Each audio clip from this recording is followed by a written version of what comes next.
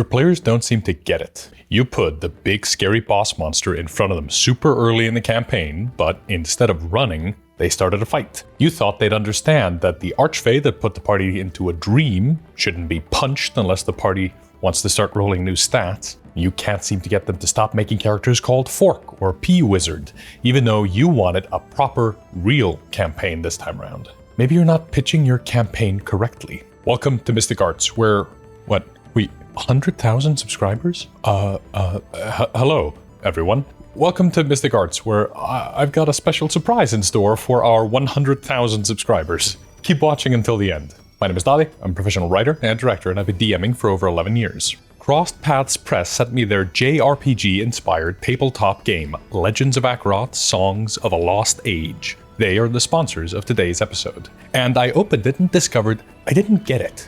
I read the first few pages and I just didn't understand what the game even was. But then I saw art pieces like this one, looking like a retro video game, looking like a classic JRPG, meaning Japanese role-playing game, like Final Fantasy. Or if you're hip and with it, like Persona or Skies of Arcadia, Chrono Cross, or The Last Remnant. I never really played those games, so this took some work on my end. And I realized that I've been on the other end of this equation nearly 100 times across all the campaigns I've run as a dungeon master. I'll pitch my game to my players, and they'll make characters, and one player will make what can only be called the wrong type of character. Literally someone that doesn't fit into the setting I made. The first time I encountered this was while I was running a revolver-length campaign, like the ones I talked about in this video, basically campaigns intended to be done in 5 or 6 sessions. So I decided to hand the players pre-made characters that would automatically fit in, but the players then role-played them in such a way that they didn't fit in either. I decided it was the players who were wrong. No, it's the children who were wrong. But that wasn't true. I failed at pitching the campaign. It was me who was wrong. So how do you pitch your campaign to your players so that they make the kinds of characters that'll fit in? The kinds of characters that will get to shine because they gel with the setting. Let's break it down. First, and maybe most obviously, use art. This was especially obvious to me when flipping through Legends of Akeroth. The art in here tells you exactly what kind of game it is. You'll get big pieces of anime-style characters paired with these cutesy, almost Stardew Valley-esque characters. They're here to remind you of Zelda, Super Mario RPG, Fire Emblem, or other games that are all fighting monsters and getting stronger, leveling up. For your game, it might be something different. If it's a game about killing huge monsters, send art to your players inspired by Shadow of the Colossus, or similar pieces. Or heroes back-to-back fighting hordes of monsters for a classic 5e game. Well, there is the cover of 5th edition. But why do you think games have art? It's to pitch the game to you, the reader. But you can do anything with this stuff. For my flintlock fantasy setting in Blackguard, I originally found a bunch of video game concept art to show to my players. Stuff straight out of Order 1886, Assassin's Creed, or the movie Sherlock Holmes. It's a wide enough net that each player might be familiar with one of those sources. Which brings me to my next point. Say it out loud. Don't tease the vibe or dance around the tone. Literally say the stuff out loud. If you're inspired by a movie, TV show, or game, just tell your players. Just tell them. When you go see a movie because you saw it on TikTok or Instagram, or if you're old, you might have seen the trailer. If you're snobby enough, you might say, I don't watch trailers, but I go to see every Christopher Nolan movie. But that's the same thing. You know what you're getting. You know what kind of stuff you're about to get because you saw that Instagram or watched that trailer or are a fan of Chris Nolan. Most new RPGs these days list their touchstones up front. They tell you what they're inspired by.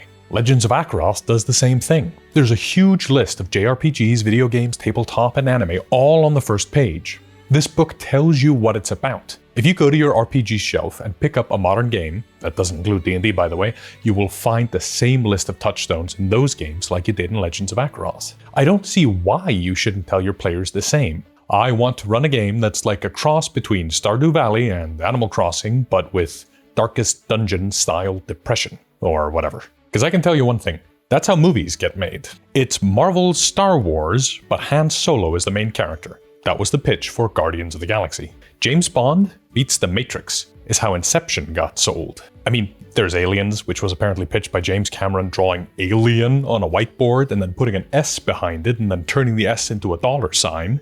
But you only get to do that if you're James Cameron. So how do you do this? Literally how? Well, there's a bunch of ways. Some people have a session 0, which can be smart depending on your circumstance, but I almost always play with the same group of players, and I don't like meeting up just to not play D&D, so I type this in Discord. I'll write out a message something like this. The Galva case. It's the summer of 1440 and the nation of Atroxia teeters on the brink of war with the South. Vivian Klein's presidency is off to a rocky start. Crisis in the Freeport Isles, and now troops have been deployed on the southern border.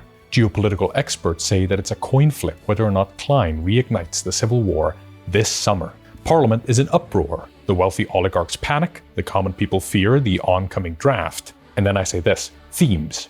It's Sherlock Holmes meets Chernobyl. Classic pulpy detective fiction with allegorical horror undertones that mirror the real world of today. I list the following pillars. Mystery and investigation. You'll have to piece together a complicated web of conspiracy and murder to stop the catastrophic fates awaiting the nation and its people. You may well miss clues that could turn out to be essential to solving the plot. Moral questions. While there are moral absolutes, much of this campaign will play in the gray tones of morality. I want to know how your characters feel about those things. Real friends. Campaigns with grand stakes feel better when you've got NPCs who might suffer at the hands of the oncoming atrocities. Tell me about those closest to you. Family, friends, coworkers, lovers, etc. And then at the bottom I attach a little picture of Blackguard. I'm lucky. I've got an artist friend who drew a bunch of art for the broadsheets I make, so I show off one of those. But before I had them, I used video game concept art. Just use whatever you have at hand and inspire your players to come and try out your awesome setting. If that adventure sounds cool to you, by the way, I got some good news. We filmed it. Or rather, we're in the process of filming it. Once we've played the adventure, we'll edit the episodes into bite-sized chunks and upload them on our second channel. But that's gonna take us a while, so it won't be out just yet. But I have more good news. If you can't wait, we are uploading unedited episodes early onto our Patreon for journeyman and expert patrons, which are 2 new Patreon tiers. So come join us over there. Episode 1 is live right now. Of course, you might not need to give your players the full pitch. I rarely have to anymore. They usually get it, but I still do this on occasion. When I ran the Operation Short Fuse adventure I prepped with you all in chat, I told my players to go make Call of Duty protagonists for D&D, and they delivered. That was the entire brief. When I ran my new grand campaign that should last for years, I printed out a 5-page handout and handed it out after they finished the penultimate battle of the then current grand campaign.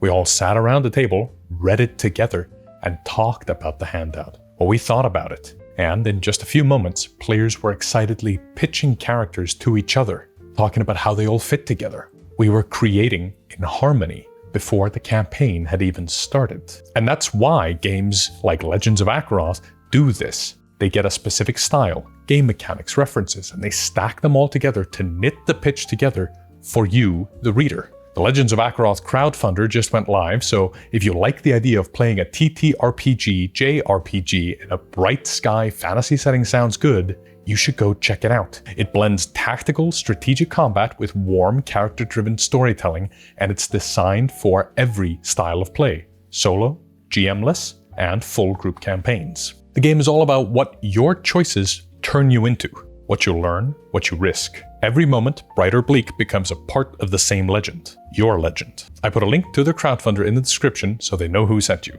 This video, by the way, was inspired by a friend of mine, James at DM with a Day Job, who just made an excellent video on what you do when the players don't speak fantasy. He breaks it down in this story about an archfey who forces the players to make a stage play for them, and how James tackled it at the table when his players didn't understand the fantasy. They didn't get it. They never really consumed that kind of fantasy media. I recommend you check it out, if only because his editing skills rival mine, and I want you all to go tell him that his work is excellent because he's put a bunch of extra work in and it's paying off. But yeah, I don't think it needs to be much more complicated than that. Tell your players what you're planning on, what kind of tone you're trying to strike, because when they know the genre, they can lean into it. And, by the way, you can reward in-character play. That way, your players will be more likely to engage with it. If it's Shadow of the Colossus, make the monster climbable and weak to attacks on those weak spots. If it's a JRPG, you fill it with hope and optimism in a world full of cartoonishly evil that lurks in the shadows.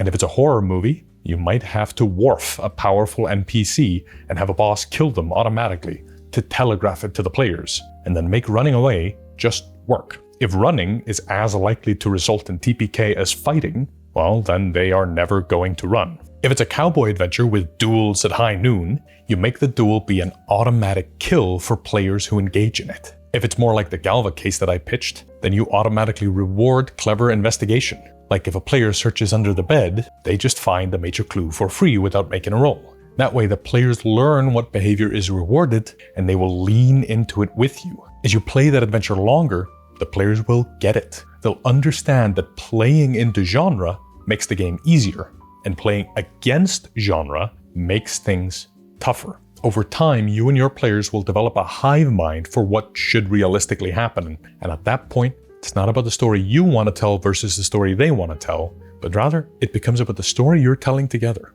You all develop a taste for dope shit together, and once you've done that, you're a step closer to everyone running games for everyone else at the table. After I started doing this, my players started running adventures for me in my setting, which isn't that just a treat? So go pitch your campaign to your players and you'll be playing in harmony in moments. And that's where we'll pick it up next time. This channel is run by me and my girlfriend. 100,000 subscribers!